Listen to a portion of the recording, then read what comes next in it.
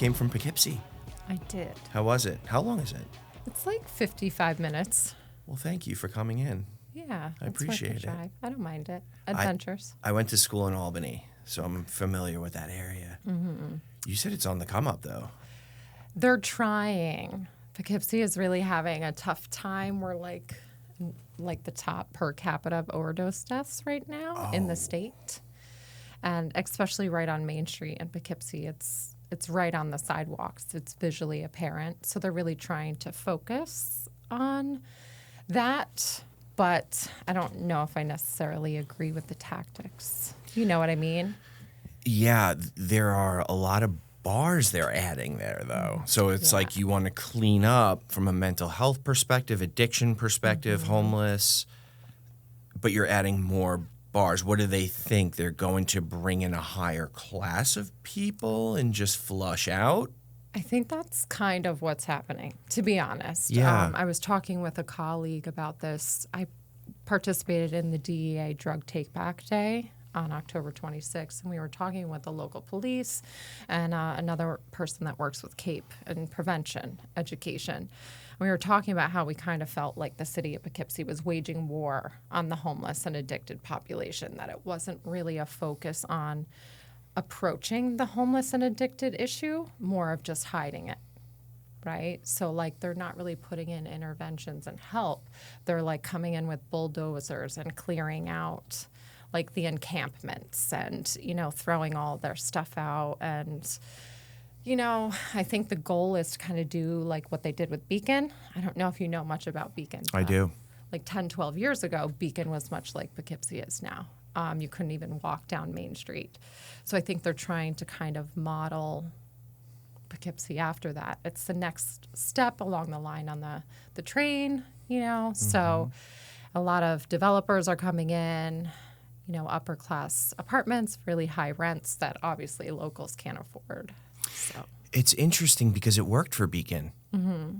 I mean, this is probably not an ideal way of measuring like a neighborhood that has become, you know, revamped and beautiful. But I looked at real estate there and it was through the roof. Yes. It's insane. The prices of houses in Beacon over the past 10 to 12 years have like doubled, tripled in some cases. Yeah. And people were paying above appraised value for houses just to live in Beacon. So that means like you can't even get a mortgage really for that. You have to pay out of pocket once you're paying above the appraised value. So people were paying out of pocket that difference to buy houses just because it was in Beacon. It's much different now than it was years ago. When did they start this in Poughkeepsie? I'd say it's very new. I started talking about it like 5 years ago because I noticed the trends in Beacon. I was like, if you purchase in Poughkeepsie right now, you're going to be sitting pretty in a few years. But I think it's been like a good 2 years now that I've noticed the developers coming in, the new buildings coming up, especially like exploding in this last year. A lot going on. Interesting. I mean, yeah, as a recovering addict, I think personally, I always knew what I needed. Well, later on, hindsight 2020, but, you know, getting to the root of the problem, you know, why people are homeless. Well, it's usually like a mental health issue, addiction issue, et cetera. You know, instead of just pushing them out, it's almost like with prisons. Instead of just throwing them in a cage and locking them up, let's rehabilitate them. And let's really, but there's so much more work in that, in rehabilitating someone versus just let's just get rid of the problem. Yeah, and I think that reducing stigma when it comes to mental health and substance use is a community-based issue, right? There's a lot of stigma even within our systems that prevent people in those situations to move forward, to receive care even. Some of our systems of care make it so difficult for people to kind of step into it and get the help that they need. And when they do, they're still sitting there being judged, talked down. You know, they have really, really difficult time even getting care. They've done studies in hospitals that have looked at doctors, and the type of care they give patients based on the insurance they have. Yeah. So like it's right on your chart if you're a Medicaid recipient and if that's who your insurance is through versus a private insurance. And these studies showed and doctors admitted that what they recommended based on insurance was completely different treatment protocols, which is insane to think about. Definitely, I hear you, and we could go back and forth about this. I went to Karen. I had the luxury to go to Karen treatment facility, and I'm very grateful that I had that experience. Yeah. I did get sober for a few years and then ended up relapsing. But then when I went out for about a year, and my parents had to step in, and thank God I had loving parents that were there for me and interventioned me. And they were like, F this, like, we're not paying for a Karen again. Like, you're going to, like, whatever. And I went to this treatment facility, and it was brutal. Stark contrast. But I had hit a rock bottom. I was ready, and I got sober after that. Yeah. So maybe being put in that atmosphere, depending on who it is, sometimes can help someone. But again, we could go back and forth about this.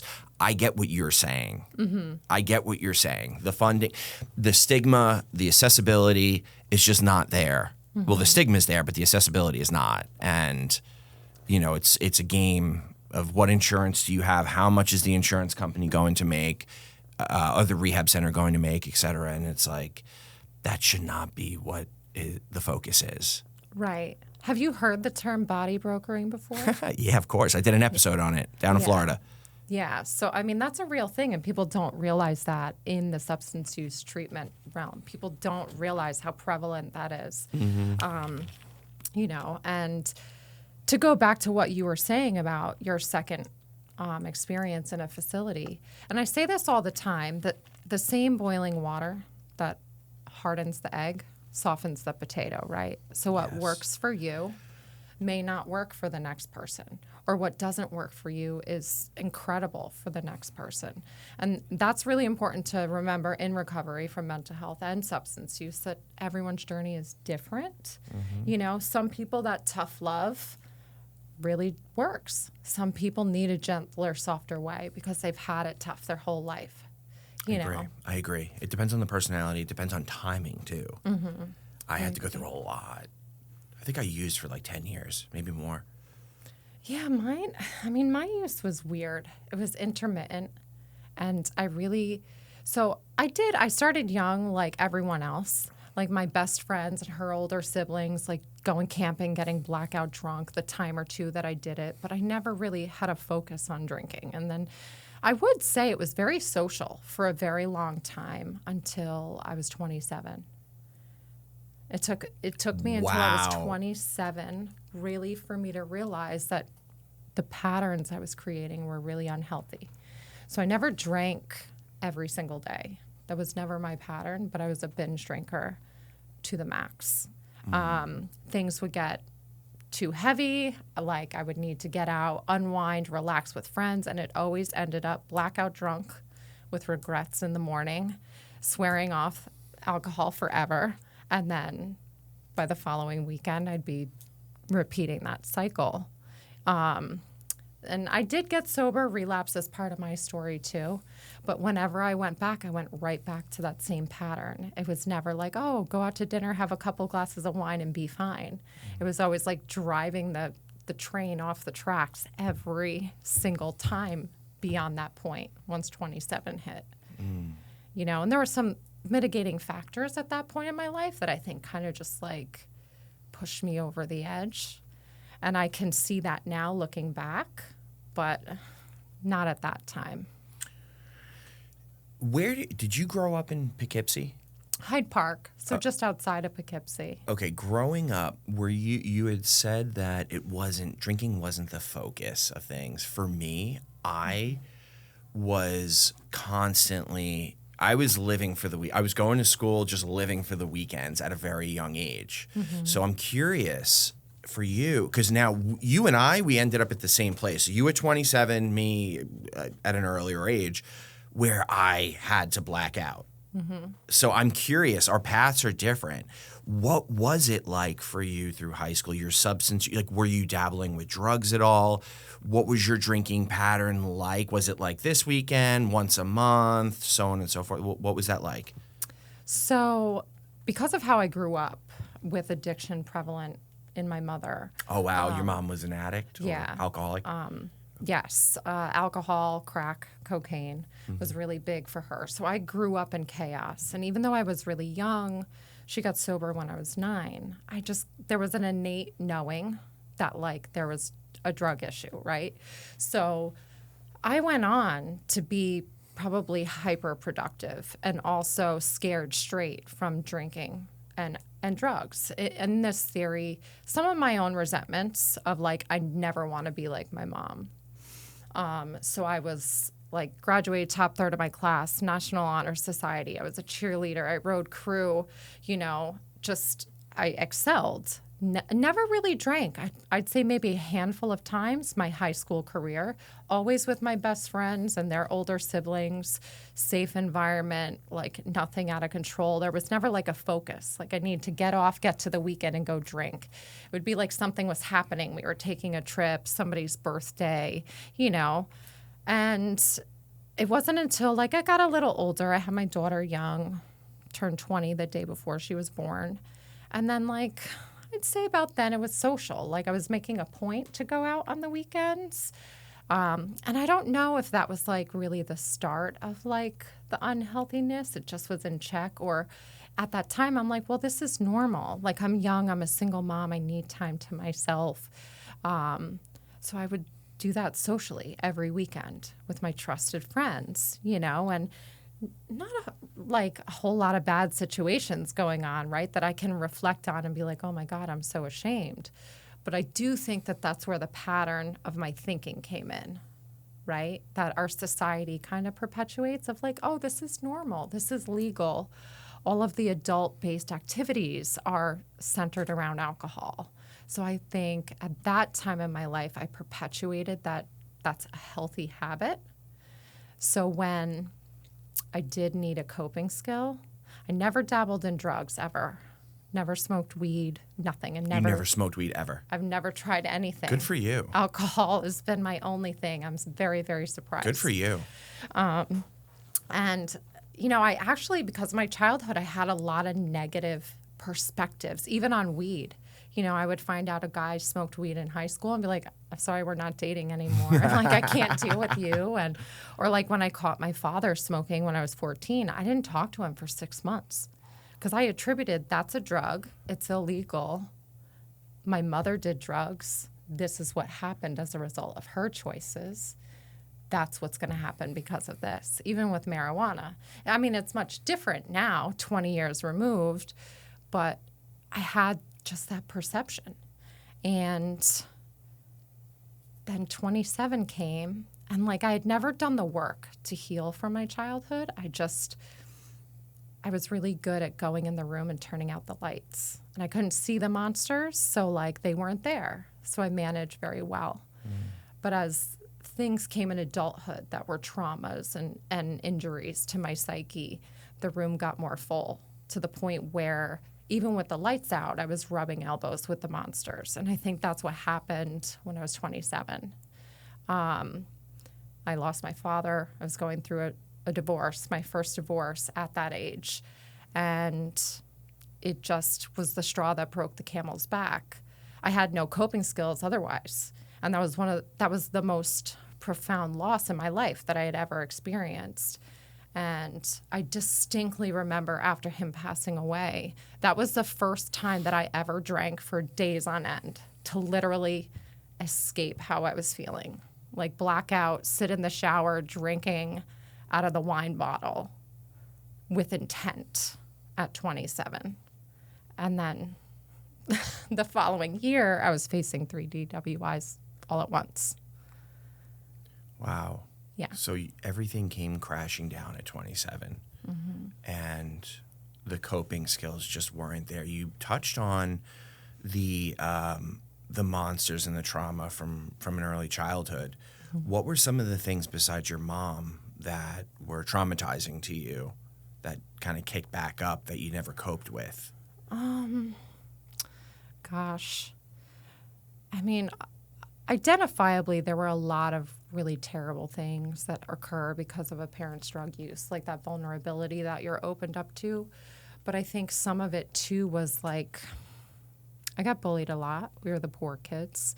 You know, we were the kids who our mom got arrested while we were standing at the bus stop one day. So, like, it was pretty clear that we had some things going on.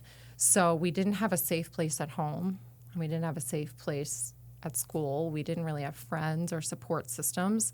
But, like, when my dad came, because he was separate from my mom, we would just hop in the truck and go. We would never talk about what was happening with my mom. So I think that's where that mentality started of like, let's not talk about this. Let's just go make the best of what we have and move on. You know, so I think some of that was some of my biggest traumas, my sense of self-worth that were really affected at that time in my life, compounded by like, why does my mother do this? Why isn't she protecting us? Why isn't she around? Then there was society too. Like, all of our peers were awful. And I had a really broken sense of self and lack of confidence altogether, I think. And I hid it with like getting all dressed up and wearing 6-inch heels and bright red lipstick. And I was this tall, fierce, tattooed blonde for like ever that everybody was intimidated and scared of because I just was the loudest person in the room. And I was the first one to fight if I was annoyed, you know, or frustrated with something. So that was kind of my persona for a long time. Defense mechanisms too. Mm-hmm. Yeah, I created a whole persona to like protect myself, I think. Yeah. So your mom is sober now still? She is. Since you were 9? Yeah. That's amazing. July 7th of 1994, she went to rehab. Wow. Yeah. And is she like active, going to meetings and? No. So that's another part of my story. There's a lot of traumas that happened even post my mother getting sober that I think were even worse than the ones that happened when she wasn't. Because I could say like, okay, drugs and alcohol, she wasn't her. She wasn't her true self. There was something else to blame, right, for the poor decisions. But for me, when she was sober and some things were going on and certain choices were being made, I'm like, you don't have an excuse anymore. You're just manipulative. You're hurtful. Like, you're out to get me. That's how I grew up, really feeling ostracized and different. I noticed a difference between how I was treated, how my brother was treated, even when my mom was sober. And into my adulthood, when I started to struggle, my mother was not a protective factor for me. She saw a weakness in my addictions and the issues I was facing. And I felt like preyed on that. So it created a very toxic relationship between her and I, even worse than it was as a result of my childhood, like from 9 and back.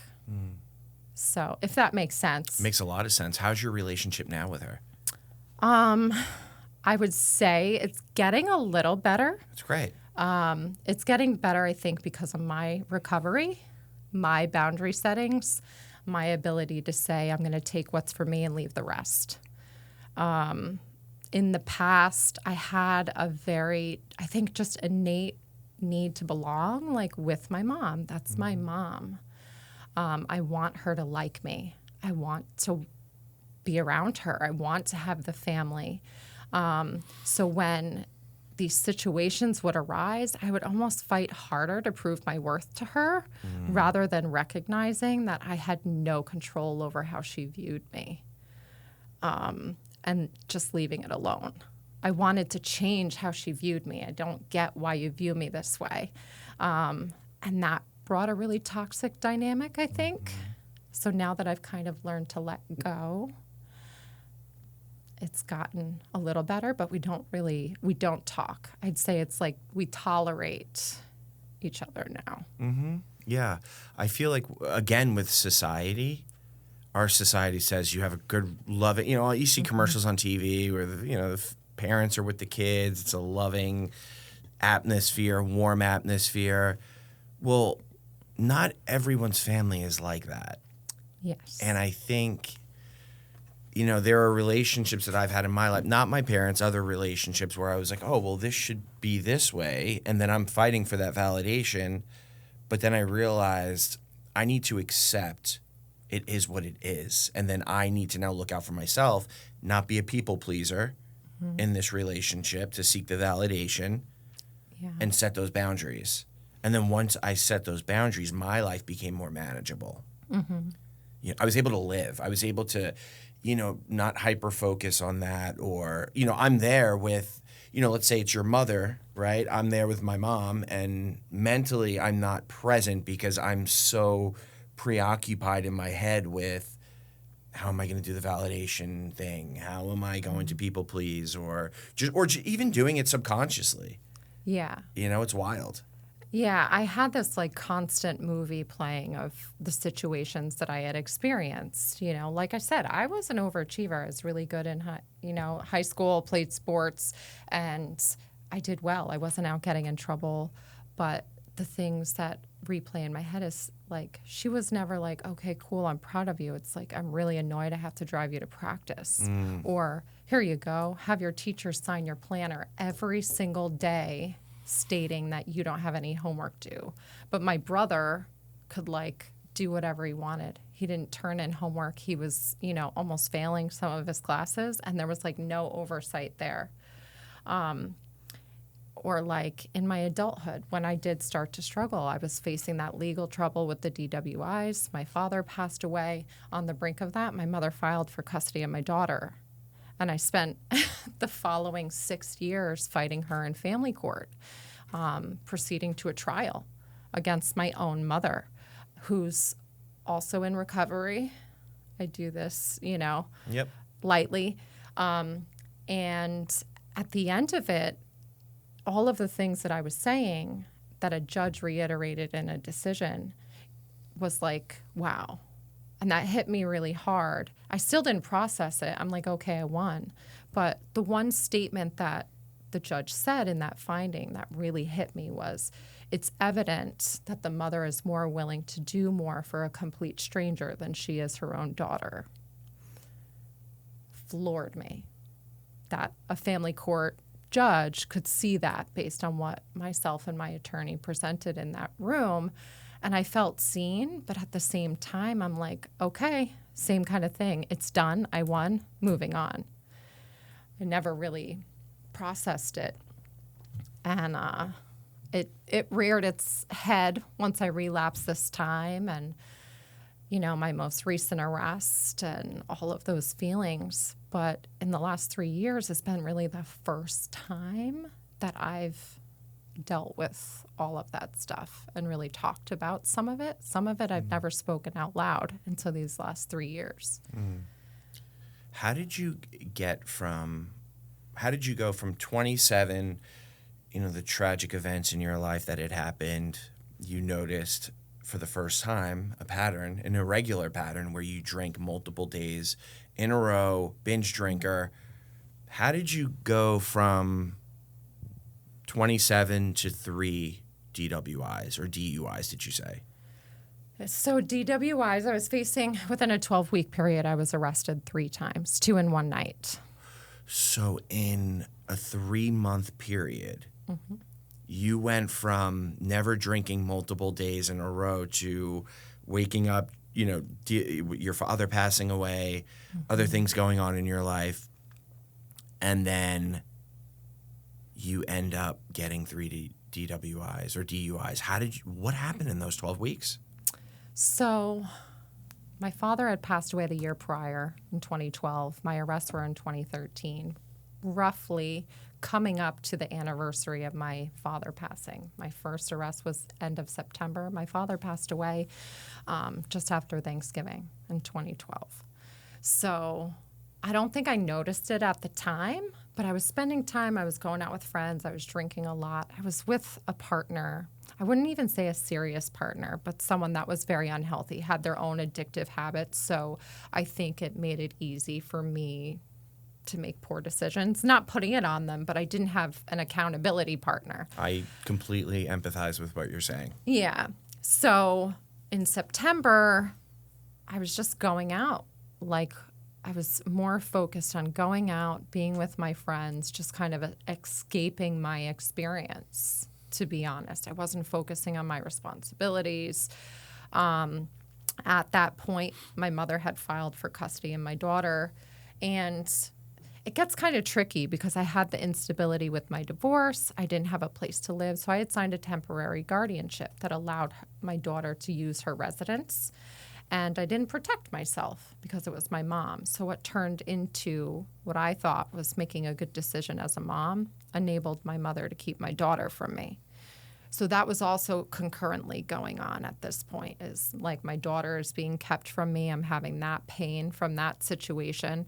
I had nothing that was keeping me grounded or in a routine. I was like, fuck it, if I'm honest. So that's what I was doing. I was just running around trying to just anything to feel happy or not feel that really negative stuff. So the one in September, I was involved in a crash. Was arrested, processed, released. I went on to continue drinking into December. It was, I think, December 3rd. I got 2 in one night. Just going out, doing the same things with my friends. Drinking, driving, getting arrested, processed, released, and driving again. That night? You same got 2 night. in one night? Yeah. And it wasn't in the system that you had 1 hours prior? I'm sure it was because I was arrested by the same police department.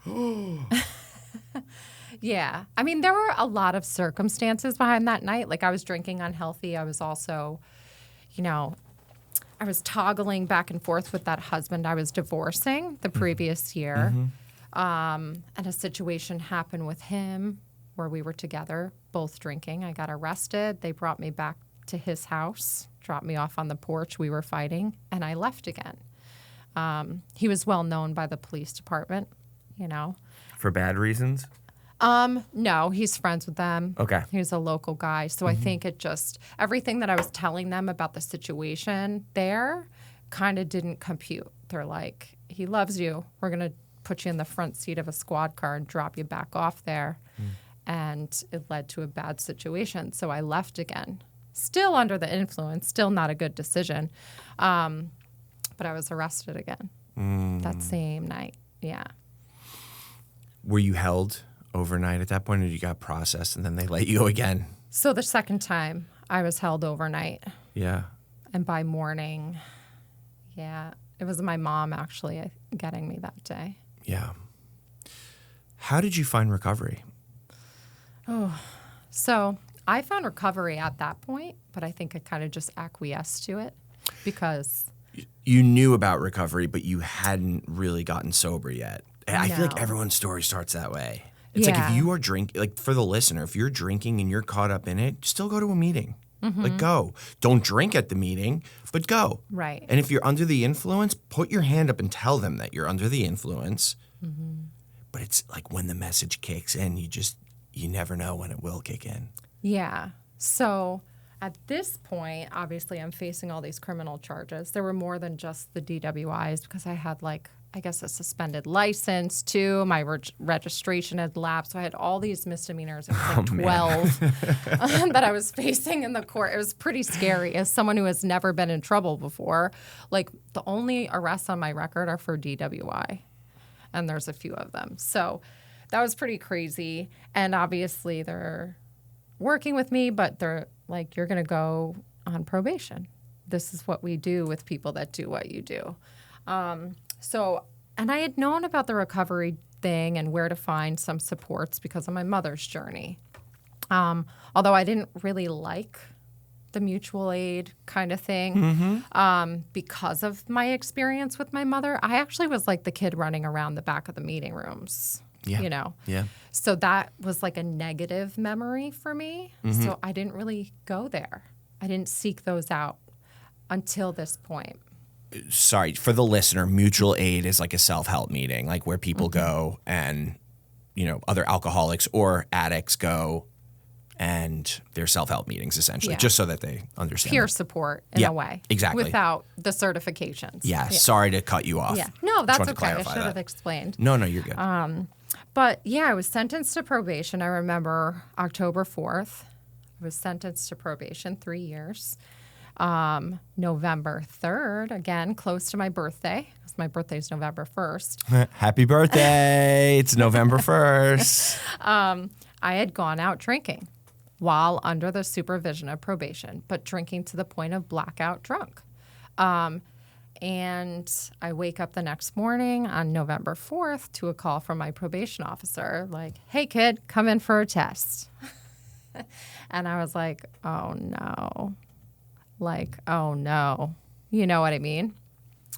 So I kind of like skulked in there, knowing I was going to fail this test. I didn't admit it to them, but I was like, I'm going to take this test and I'm fucked. Like, they're going to revoke my probation. I'm going to go to jail. Took that P test. I walked right from there to a meeting at a local church called Christ Church. It was like Tuesday, 1:30 in the afternoon meeting. And I sat at that table and told on myself. And that was the first time I ever did that. And I told on myself too, and my sentiments about meetings and my mother. But I was like, I drank. I just had to take a test. I'm going to fail it. I don't know what's coming.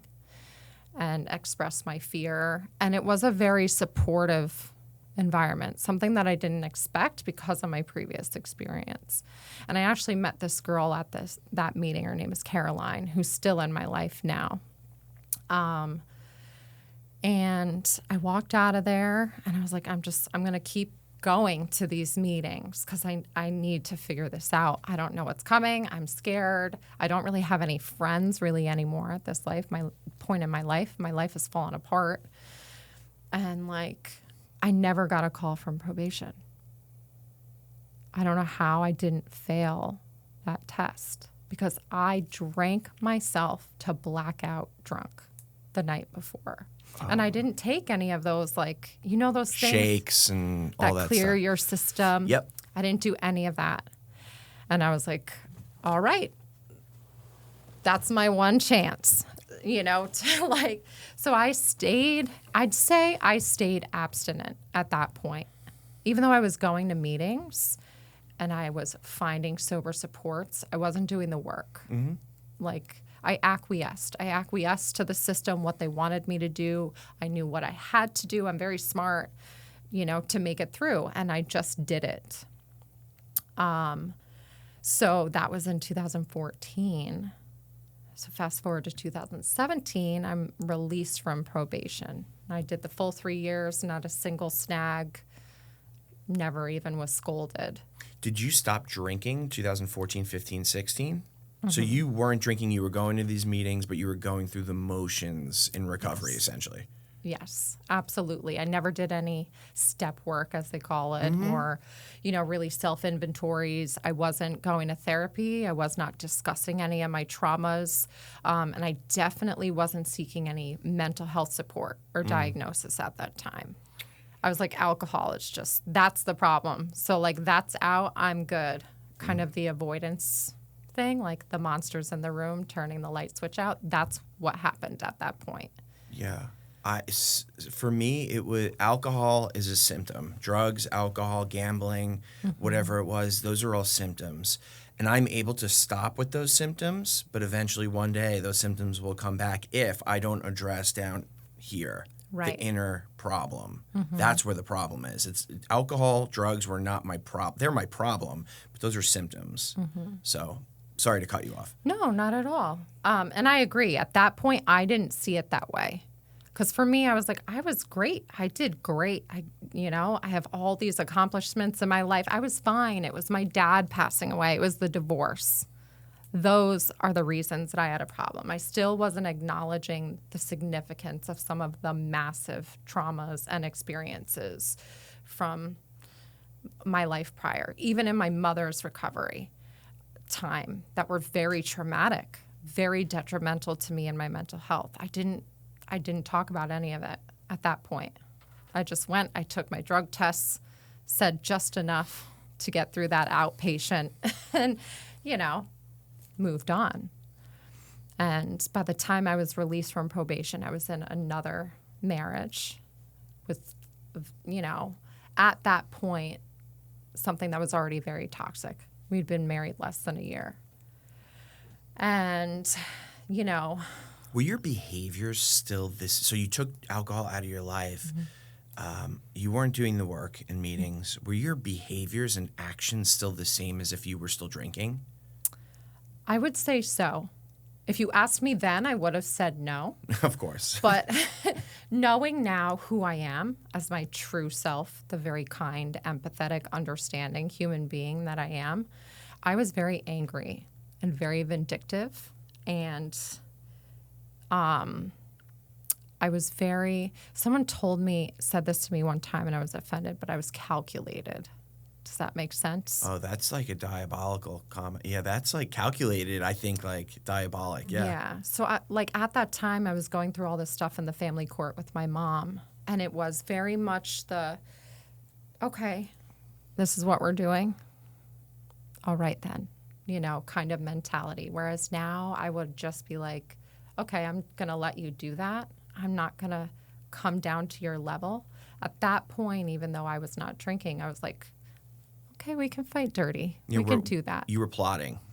Yes. And I was very rough. Yeah. Like there was no grace for her as my mother, which it's tricky. You're straddling a line, right? Like you're in the fight of your life and she's not holding anything back.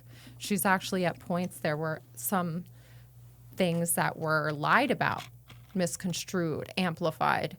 So I kind of was like, well, this is my mom. I don't really want to do this. I even had my attorney was like, just settle with her. It's your mother. You don't want to do this. But I'm not doing this. I wanted to work this out with her. So we're here now. And I did things like having her read like really personal letters that she wrote to me and bringing up, you know, I was rough. I get it. I was rough around the edges. That person that was like out in the bars fighting, that had no empathy for anyone, was present at that time, even though I was not drinking. So you were still resorting to those defense mechanisms from when you were a kid during that 3-year stint where you weren't drinking. Mm-hmm. Okay, so you're now in this marriage. It's a toxic marriage, about a year in. Mm-hmm. Where do we go after 3 years of not drinking? Back to drinking. Do you remember the day you drank? The first day back drinking? It actually was with him, and it was a time that we had gone out together. And he was one of those, like, I don't think you have a problem, but you didn't know me when I had a problem, but that's fine. So he had kind of like, again, not placing blame, but he had promoted it. And enabler. He was an enabler. Yeah, for sure. And I didn't know at the time that there were his own substance use issues happening. I came to discern that a little bit later on. But it started almost as, I want to say socially, but like a way to even enjoy being with him. It was very difficult from very early on. By that point, like November of 2017, we got married in February. Like he had tried to run me off the road in his car, like chasing me down the street. You know, there had been really crazy situations of like destroying the entire house around me, like a lot of troublesome events. Again, more traumas. I don't have the coping skills. I never built them in that time sober. So that was what was going on. And I was like angry. And no matter what I said to him, it didn't change anything. And I still had like either status quo or angry. I didn't have emotions like happiness or sadness, any of that. That was something that is a trend through my life. So I would go from being fine to angry, and I would drink to deal with him sometimes. Like if he wanted to go out and do something, I'd be like, okay, you know, I'm really not enjoying your presence at all. And that's where it started. And then it became like the times that I wanted to leave the house because I was afraid of what was coming. I would drink because I knew I could turn my phone off and not care about the chaos that would come the next day when I went home. So, like, it had kind of evolved from a very mentally and emotionally abusive to fearing for my life, at times physical, very just almost similar to the dynamics of the relationship with my mother. And it just perpetuated for years. And then the drinking increased more and more frequently, that binge drinking again. Going out, I had a specific group of friends. At this point, I went out with an intent. It was never, I want to go see my friends. It's, I know these people are out drinking. I don't want to feel this anymore. I literally wouldn't even be showering. I'd put a hat on, like not care what I look like, meet these people at the bar and get plastered drunk. Stay at their house for the night, not care. And I would do that like every other week, once a month. And that's what the pattern was for a few years. Did the time between the blacking out get smaller and smaller as it went on? Yes. How long were you out drinking for until you found recovery again? So November 14th of 2021. So 2017 November-ish to 2021 November. So 4 years you were out. Yeah. Overall, towards the end, what was the... So COVID hits. I'm assuming that did not help your situation. No. What was that like once COVID hit? So things had kind of, I mean, obviously the world shut down. Things were very bad between him and I at that point. By that time, I had left and gone back a handful of times. And he was working in New York City as a construction superintendent. New York City was completely shut down. So he ended up being stuck at home. And this is kind of where it really, his drug use probably was at its worst. And I had figured out in actually the previous year, 2019 of August, I found out that he was addicted the night before I was burying my friend to overdose. And it like blindsided me. And I say find out lightly because there were signs, but I think I just ignored them for a long time before that. But this night I had gone home from trying to clear my head, getting ready to bury my friend, and I couldn't find him. But all the cars were home. And like this weird sixth sense in me was like, I need to look in the hall bathroom toilet, which we never use. So I go and I look in there and there's like these wax baggies. And I don't know what they are because I'm naive. I've never really used drugs. I haven't exposed myself to people that have in that way. So I took a picture of it and there were like 6 of them. And I sent it to my best friend. And he didn't even text me back. He called me. And he was like, Karissa, that's heroin. And I was like, what? And like, how do you know? Like, that's what I said to him. He's like, Karissa, I don't want to get into that right now. But if he did all of those drugs at once, he's probably in trouble. And I was like I get chills even thinking about it. So because of what was going on with my friend, I had done the Narcan training. Just the previous day, I had Narcan in the house. And I was like, oh my God. So like I'm searching the house, He's the overdosed basement. somewhere. Right. So I go back out to the steps and I'm looking out at the cars. And we had like a truck at the time, an F-150 and a Durango. And I'm looking and I'm like, I hadn't seen him before because he was slumped over the middle console. And I like remember running to the car and I'm shaking him probably for like a minute. And he wouldn't wake up.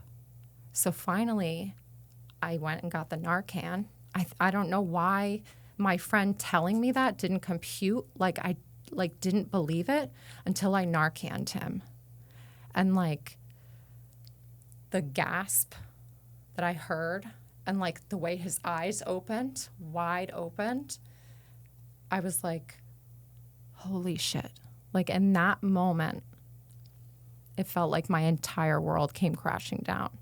Plus the weight of like, oh my God, like I think I just saved his life. And I'm like, I just turned around and walked away. Oh my God. I walked inside it and like into our bedroom, and like he ends up following me in there eventually. And I'm like, what are you on? Like I remember like screaming this to him, and he's like still trying to convince me that it was nothing, you know? And I don't know. I was kind of still numb at this point. Like I hadn't accepted it. And I'm like, oh my God, I have to bury Kayla tomorrow. And that was a trauma in itself because I was in my drinking era and I wasn't really present for her, and I was with her the night before that happened. So I had a lot going on personally about my own regrets if I wasn't drinking and if I wasn't in my own mental health crisis that night. Could I have done more? And then I'm like, here I am Narcaning and my husband in our driveway. So like I went to this funeral the next day. Obviously he didn't come with me. I was like, you are not allowed. I do not want you anywhere near me. And like, again, keeping this secret. I walked into this funeral and nobody knew what had happened. But then like it progresses and I start looking. I was never the looking type. I feel like if you look for problems, you'll create them, even if they don't exist. But by like a week later, I found like, I guess you call them bundles. Yeah. I found two bundles. It was 40 bags of heroin. 2 bundles of heroin. In his work bag. And I still have the picture on my phone because I took a picture of it. And like, I was like, oh my God. Like this is really bad. And then I think what happened at that point is I was like, maybe this guy is so awful to me because he's addicted to drugs. And then it perpetuated me trying harder, right? Like making all these excuses of like, this is why I'm going to stay. I'm going to put him through detox. Save him. Yeah. Like no boundaries. It was like, okay, I went into mommy mode. Mm-hmm. But like he wouldn't go to any inpatient. He found this like, and I hate this place because the hell I had to go through for what they're willing to do, but they considered it an outpatient detox, this place called Parallax Center in New York City. And we literally had to drive him there every day. They would give him all of this medication to pretty much medicate him out of the symptoms of detox and like make him comatose for the day to sleep and send him home with us. Like, yeah, that's not ideal. Yeah, like I work in substance use recovery now, and I know like how unjust that is, not only to the families but to the patient. Like he suffered, I suffered. It was not a good experience. But that was in August, of 2019. By 2020, in February, March, COVID hits, he relapsed. And we were doing it again for a second time. And I just was like, I can't do this anymore. Like, this is just too much. Our house was about to get foreclosed. He owed like $40,000 on the mortgage. Everything was just in shambles. Everything. And he's fighting his son's mom in family court for custody. And I'm keeping these secrets. Again, with the trend of like keeping the secrets. Let's not talk about it. Mm-hmm. If everything looks good from the outside, everything's good. Now, during this time, you were also drinking. Is this every day, around the clock? Are you drinking just to kind of keep yourself I don't want to say sane, right? Mm-hmm. But when you're caught up in addiction, you drink and do drugs just to be normal or feel normal. So that was kind of what was happening at that point. I wasn't drinking every day, but it was the binge drinking, but probably more like once a week. I would be like, I've had enough of you. you're insane. I can't be in this house anymore.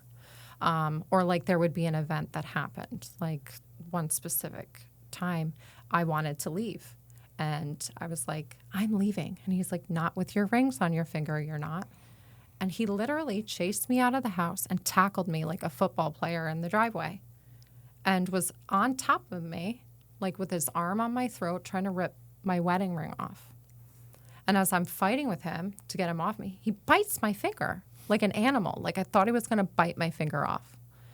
And finally, I just was like, I just stopped and I gave him my rings. That day, because like that experience, I was like right to the bar. I didn't call a friend and be like, this just fucking happened. I need support. I was like, I'm going to go drink now. I didn't even talk about it. I just went to the bar. So that's kind of what was happening. I had had interactions with victim services at this point. That started in 2018 where police reports or situations would happen. And, you know, so I've had people say to me, like, you realize this is abuse, right? Like this, you know, and talk to me about the statistics. And when you try and leave is the most dangerous time. So I have all these things swirling in my head and I keep leaving, but I can't financially survive and end up back. But it keeps escalating. But I kept making excuses too. Like, he's addicted.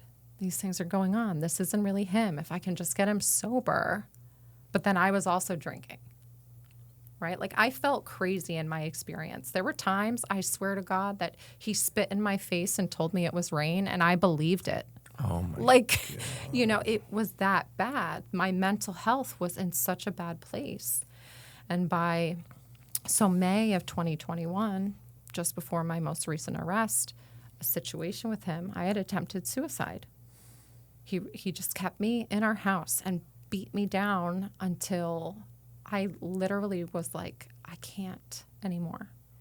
I started drinking tequila, took all the pills in the house, drank all the cough syrup. Like, he had taken my keys and left. When he came back and found me, he didn't call for help. He took photos of me and he sent them to people. So that was going on at that point. Like, that said to me, like, in the morning, I was like, holy fuck. Like, I've never thought about hurting myself before, ever. Like, it's not like I've sat in my experience and said this world would be better without me. I sat in that moment and I was like, I'm still here. And I had gone because he was accusing me of using drugs. I went the following morning and took a drug test, and my urine was brown. And I'll never forget the way the nurse looked at me. She's like, you should really go to the ER. She's like, this is a sign of renal failure.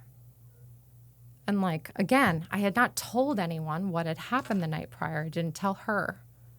So like, I walk out of there and I'm like, I could not be here this morning. But I continued to drink. You know, so March of 2021, I continued to drink until November of 2021. I did not discuss that suicide attempt. I wasn't really talking with family and friends about the abuse. I just was self-medicating to its highest level. Yeah. What happened in your most recent arrest? Again, I was out with that same group of friends celebrating a 40th birthday. At this point, Was this November? Mm-hmm. Okay, so 2021. This is when you get sober. Yes. All right, yeah, walk us through that. I'd love to hear how you got sober this time. Crazy. So like that night I was out with that same group of friends. By this time, I had left him. I had moved out to my mother's house. I just didn't go home from work one day, May of that year. I was like, I just can't do it anymore. But I was still drinking. You know, it wasn't a healing journey. So I was out with those friends. Everything was fine. And then I got a text from him that was like, what have you been doing all day? And I don't know what happened in my mind, but I was like, he knows where I am. He's followed me before, and there have been situations. So I was like, I need to go. Like, it was instant panic. So I remember I walked out, said nothing to no one about me leaving. I went to my car, changed my shoes because I had heels on into like these Ugg boots. And in my mind, I'm like, it's coming. You know, I'm like preparing myself for like chaos. So we end up on the phone and he's like screaming at me, like berating me about. And you guys are broken up at this point? Yeah. Okay. And he's like, you know, you were in Newburgh. You're such a whore. Like saying all this stuff about, you know, just the worst. And I remember being so hysterical and I drove off. And although I had been drinking, I think it was more my level of like mental distress. I ended up hitting a parked car and then backing up and driving off as he's intermittently calling me, hanging up on me, calling me, hanging up on me. Like, and I drive to the Rite Aid down the street. And I'm parked there and I'm on the phone, same cycle. But then I hear in my ear, he says, Karissa, the police are there. Get out of the car and walk away. And I did it. Like, and I hear the police behind me, ma'am, stop. Ma'am, stop. And I keep walking. So subsequent to like DWI charges, I was also charged with obstruction of justice, resisting arrest. But next thing I know, he's there at the scene almost the same time as the police are. And he comes running up and is like screaming. Like it is the most chaotic thing. And it was almost like in that moment is when I became a bystander in that interaction. I was like an onlooker. I wasn't in my own experience going through that with the police there, with him there. And I was also charged with a refusal, I guess. Based on what I've read in the police reports, I just was not responsive. It wasn't like I was saying, no, go fuck yourself, I'm not doing it. I literally was spaced out, like out of my own body in a way. And that's what it felt like. Looking back on that night, I was like watching. And, you know, so obviously they processed me. I ended up going to the hospital because I was involved in an accident. Then eventually the PD. And at this point, I'm like, okay. And I'm like, I need a phone call. And they handed me his business card. And they were like, your husband knows where you are. And in that moment again, I was like, okay, they're not here to help me. I just stopped talking. I shut down again. In the morning, I was released to him, my husband, with a dead cell phone. And he drove me right to an attorney's office, like still in the same clothes, not brushing my teeth, just paraded me in there, and he did all the talking. And I just sat there like, what the fuck is happening? You know? And even in that moment, I was like, this doesn't feel real. That's what I was thinking. Like, something's not right. Something's not right about last night. Something's wrong, you know? And along the line of that journey with that attorney, like I had left there, I wrote him the next day. I'm like, look, that person that was in the office with me that gave you a retainer is my husband, but I don't want you to discuss my case with him anymore. I need to come in and see you and talk to you one-on-one. And it was like the second I sat down, he's like, you know, I've been doing this a long time, right? I was like, what do you mean? He's like, I've defended victims and I've defended abusers. He's like, you know, it's evident to me that something's not right there. And I was like, oh my God. He gets it. Like, what the hell? Like, and I didn't even say a word. And it was like embarrassment and shame, but kind of feeling seen at the same time. Like, I'm not crazy. There's something more going on there. So from that point, that attorney actually became a really supportive factor in like, let's figure out what's going on. So he sent me to an evaluator, this guy, John Lamoth, to dissect my history, my family history, my substance use history, my mental health history. And, you know, he did the typical assessments, but at the end of this, he says to me, I'm saying this to you as a person, not as the person that's here to evaluate you. he was like, I do not know how you live through your experience every day because your mental health symptoms are visually apparent to me. And he's like, from here, I'm going to beg you to seek mental health treatment. And he sent me back to Victim Services for a referral to the Department of Behavioral Health. So that was in December of that year, 2021. It took me until February of 2022 to get an intake with behavioral health. Holy.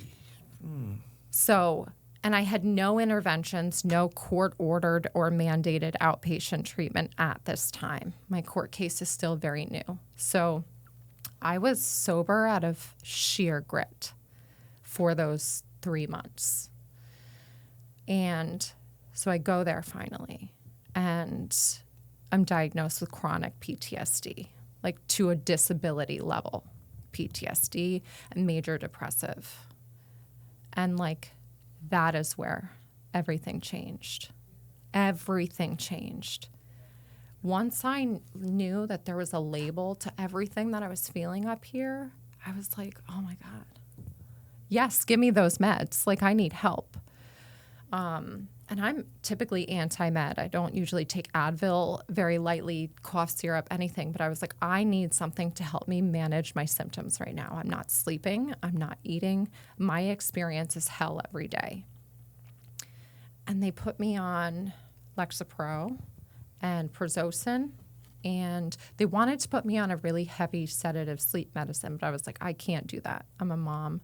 I have animals. That's just not for me. So they put me on this medicine called amitriptyline, which is technically used for blood pressure, I guess, to help kind of naturally soothe your body to sleep.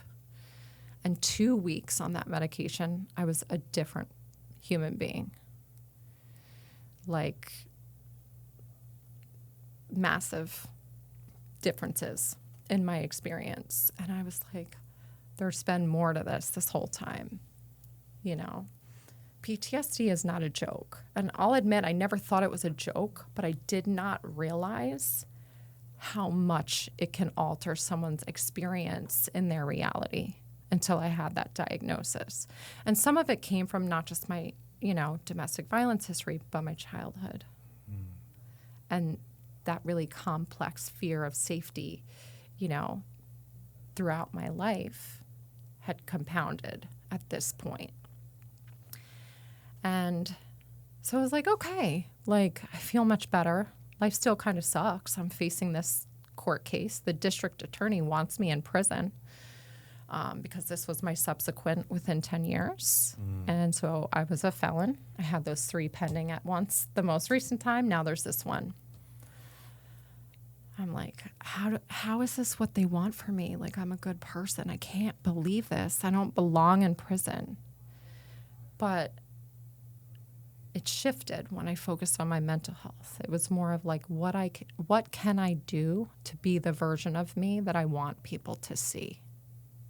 Because clearly they weren't seeing it, right? So I made that shift. I started going to therapy, actively seeking overall wellness. And that attorney actually advocated very hard for me to get me into the diversion court. Which is pretty much an opportunity to avoid prison. Pretty much good behavior. You have 18 months to do everything we ask of you, stay sober, don't get in trouble again, and you'll avoid the prison term that we're seeking. You'll still plead to the charge, but you won't be institutionalized. It's almost like an ACOD, right? Stay out of trouble for 18 months. If you do, it goes away. If not, then we stack on. Right. So, and he was like, is that something you'd be willing to do? I was like, what kind of question is that? And he was like, well, believe it or not, some people don't want to do it. They'd rather do the prison time and not be under the oversight. And they just go. But I was one of the first DWI-related cases accepted to the diversion court in Dutchess. So I was very lucky to be accepted by... It's this judge, Jessica Siegel, into the program. And I had no idea what I was walking into, but I was like, okay, And that was, again, October. Fall time is like a trend in my life. I don't know what it is, but I signed into that. And my first date in front of the judge was in October of 2022. And I walked in there crying every single time. Yeah. But that's where the substance use supports came in. That's when I was mandated to outpatient intensive mental wellness groups at Step 1, which is, a substance use recovery facility local to us. And I was going 3-4 times a week for groups alongside peers and also doing therapy, routine drug testing, of course. But I was, I ended up at this time really just diving into it. I've never been here before. Something's going on. I have more answers. Let's talk more about it. Right. But as I kind of made this journey and I'm trying to figure out how to live life financially, I ended up back with this man in February of 2023. Can you believe it? I moved back in. I was living separate from him. I moved back in February of 2023. And by May, I was homeless in emergency housing. All under the supervision of this court. They knew the history. Obviously, they didn't want me to go back, but they don't force your hand, really, other than don't get in legal trouble. So I was still sober.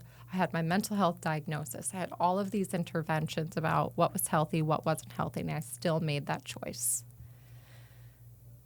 And a lot of it was I think survival. Financially, I had all these things that were requirements that I had to go to. I didn't have a good stable job. I couldn't afford an apartment. I was struggling to do it. And he came along like a knight in shining armor. Just move back in. I'll help you get on your feet. I don't know how he convinced me to do it, be honest. Did you guys get back together as a couple during that time? Or was it more just we're going to live as roommates? So that was the intent, was to just help me get on my feet in my head. Yeah, you thought he was just being a good guy, trying to help. Yeah, and he's claiming sobriety at this time and, all of these things. And some of it, if I'm honest, I was I need to survive right now. And is your daughter with you too? Mm-hmm. Okay. So you and your daughter go back. Okay. Yeah. By March, it was awful. By May, I was I'm leaving, but I'm not running away scared this time. And I was sober. I was strong enough to say, your habits, your behaviors are crazy.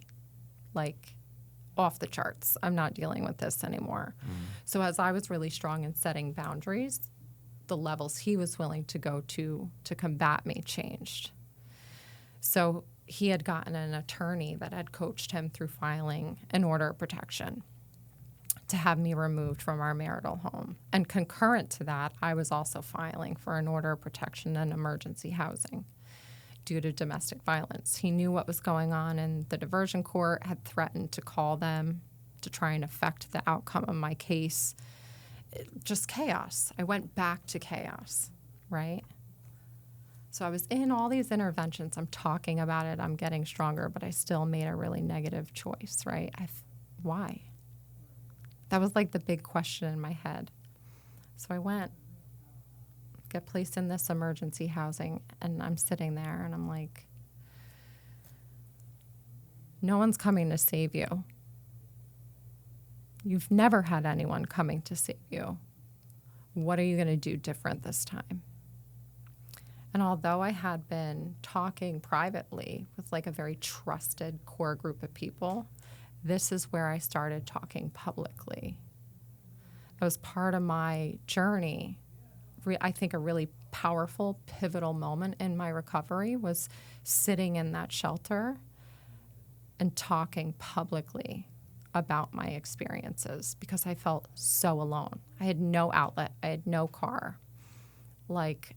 Just no way out of there. I was going stir crazy. So I started making TikToks and reels and just talking about the legal troubles, the domestic violence, my substance use issues. And for a while, nothing even happened. Like, very few people would like it or comment on it, you know? And I was like, well, shit, this is really hard to be this vulnerable and talk about all this stuff and nobody even cares. But then it started to like trickle in of like, you know, thank you for sharing that. This is what I've been going through. Like, you made me feel less alone. And like, that felt really good to me, like, because of how alone I felt. Like, no one else could be going through this kind of shit. And to hear that someone else resonated with my story was really impactful.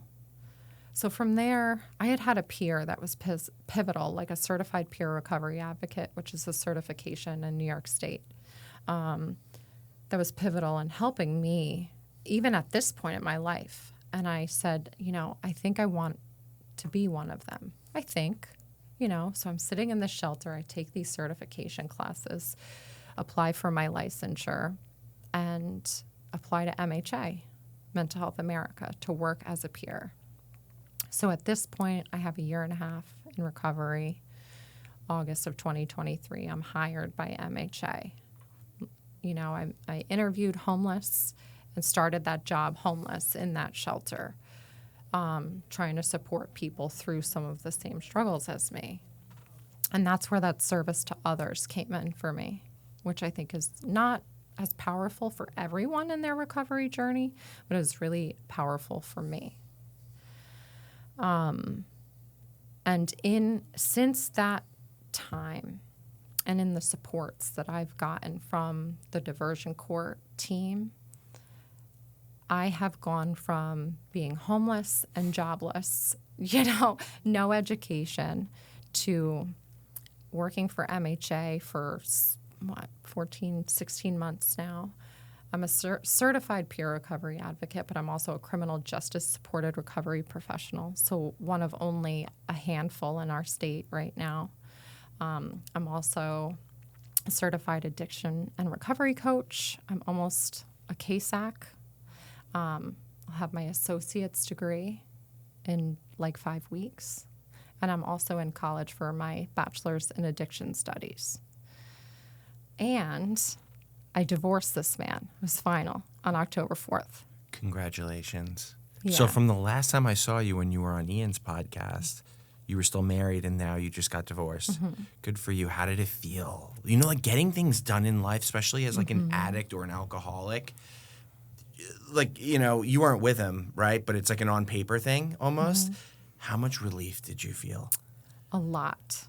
Like, because of that pattern, right? I had to dissect my own patterns of the going back and perpetuating this toxic relationship. But I think that's what happened in May of 2023. That fallout, him being willing to put me in a shelter, make those decisions. I don't know why that, of everything that has gone on, for me, that was like, that was it. You know, there was nothing before that point that would get me to leave and stay gone, no matter how bad it got. At that point, there was nothing that was going to keep me there. I left with 2 laundry baskets and my dog. And I went and lived in this really awful, unsafe, emergency housing motel with people who were actively using in the next room next to me. And I went there and stayed sober and chased a better life for myself because I was ready. And then this divorce, like when that came, and it was a fight. It was not easy. He didn't want to divorce me. He fought me. For 18 months, he fought me. And I just never quit. I stood my ground. And eventually, it was just an email one day from my attorney. And he's like, the judge signed off on your divorce. And I was like, what? This is awesome. Amazing. And I went and changed my name back, which is a really big full circle moment. And I'm gearing up to graduate from the diversion court on December 13th, soon. Congrats. And it feels really weird because I feel for sure that I entered that program a completely different person with a different name, completely unhealed. And I'm leaving it as my true self, I have my name back. I've done all of this healing and really taken this journey seriously this time. Sobriety, not just recovery. And sobriety is so much more than being sober from substances. Mm-hmm. So much more than that, you know? So it's a lifestyle. It's yes. changing everything.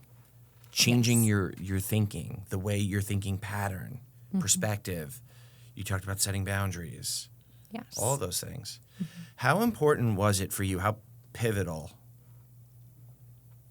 How important was it for you when you saw the doctor and you were diagnosed and it sounds like you were self-medicating for so long? How important was that for you? I think it was the game changer. So I had to write a letter to the diversion court for my graduation. And something I said to them, the single most important thing I did this time was seek my mental health, and especially treatment. That changed everything. Me being able to put a name to some things, to really put weight to the things that I was ignoring for so long, those monsters in the room, right? That diagnosis said to me, there's more there. Turn the lights on. So that is what happened at that point. It became less about, okay, alcohol needs to go away, and more about, if you do this, you won't need alcohol anymore. And it was a game changer. You said put a label to it almost. Like it was a sigh. It was like a little bit of relief that you were experiencing. It also, for me, I had a similar situation, and it showed me that I wasn't alone. I thought I was very unique. I thought I was very different for a long time, and that no one could understand. And then once there was a label put to it, I was like, I'm not alone. This is like relief. It was amazing. It was such a good feeling. Yeah. And it enabled me to really start talking, right? So it started in the rooms with the therapist, with my peers. But what happened by like the end of 2022, things that my brother and I had never spoken about, like once childhood, once mom got sober, we moved on. We didn't talk about any of that stuff. But like we actually sat down in 2022 and we had a conversation about some of the things that went on. And it was like very validating, like, okay, this really happened. Because there were some things that are like out of the movies. So to be honest, I've questioned in my own experience, did I conjure this? Did I make this up? But being able to sit with him and say, no, Karissa, that happened, you know, was another massive thing that had never happened prior in my life. Or him saying to me, you know, I can acknowledge that your experience with mom was much different than mine. Like, what? Yeah. You know, like hearing that 10 years prior, I would have loved that because no one had ever acknowledged how hard that relationship was with my mother or that they saw it, other than people that were like severely aligned with me, right? But to hear him say that, I was like, damn. I'm not crazy. I'm really not. I'm a little crazy. I'm not that. No, I'm just kidding. I manage my crazy, though, which is the important part. You know, I think we all have our vices, especially in substance use. More than likely, there is a mental health disorder, whether it's undiagnosed or unmanaged or whatever it is. You have to look deeper. And, you know, that's something I said to the district attorney just on Monday. I had to appear in front of the court, and he pulled me aside about my essay. And I said, you know, as the person standing in front of you that before you just knew as someone who had all these arrests for DWI, knowing what I've accomplished now, you should see those kind of patterns and be willing to look at and say, there's more going on here. Because for me, I wasn't going out and saying, I'm going to take the chance of killing myself and someone else. Right. I was self-medicating. I was hiding, you know, and he totally agreed. And he said, you know, that's why the diversion courts exist. That's why more attorneys need to really know their clients and advocate for these things, because substance abuse and mental health go hand in hand. And they really do. What are some tools that you implement in your day-to-day life today to continue down this path of sobriety? I'd say animals. Horses are a big part of my life. It's like therapy. Yeah. It's like meditation / therapy. It's therapeutic. It is. It is. I love them. They're amazing creatures. I could talk for a whole other hour. I won't get into it too much. But, I have the farm, the quiet nature. My work is important to me, too. I think it keeps it really green for me, and it helps me to remove some of the shame that I've carried surrounding my substance use and my poor decisions, because I'm employed right now because of my lived experience. My job role I could not do without my lived experience. And that's an extremely validating thing for me, to feel seen and heard and understood. I still go to therapy every week, which is not something I ever did prior to this last 3 years. And I seek my supports, very often. And oddly enough, many of them are within the diversion court and probation. Mm-hmm. So you have a community. Yeah. I think community is so important in sobriety. I think so too. And when dealing with addiction, Mm-hmm. the theme here is you're not alone. Right. But addiction will isolate you. Exactly. It doesn't want you to have community. Exactly. So. Don't reach out. Don't make that phone call. Mm-hmm. Don't pick up when they call. Yeah. And do the opposite. I forget where I heard it, but somewhere it said, addiction in itself is the lack of connection, and recovery is the reverse. It is connection itself. And I believe that. We're meant to connect with other human beings, and that has been what the difference is. Probably for the first time in my life, I've opened myself up to connection and community and authentically showing up as myself and me, not keeping secrets anymore. Do you still get that feeling, that an uncomfortable feeling of going out of your comfort zone by reaching out to people? Did you have to break down that barrier? Yes. And I still have it. That's part of who I am. I realized, with my anxiety, and I just have social anxiety. That's part of who I am. But the difference is now that I'm strong enough to do it scared. And I wasn't in the past. Being scared of something kept me where I was. It kept me stagnant. That's what my alcoholism wanted for me. And now that I've approached that, I gave that monster a name, I do it scared every single day. You're comfortable with being uncomfortable. Mm-hmm. Growth amazing. Happens there. Yeah. Only there. Well, thank you for coming on. Your story is amazing, and you're going to help a lot of people. I hope so. Thank you. Thank you.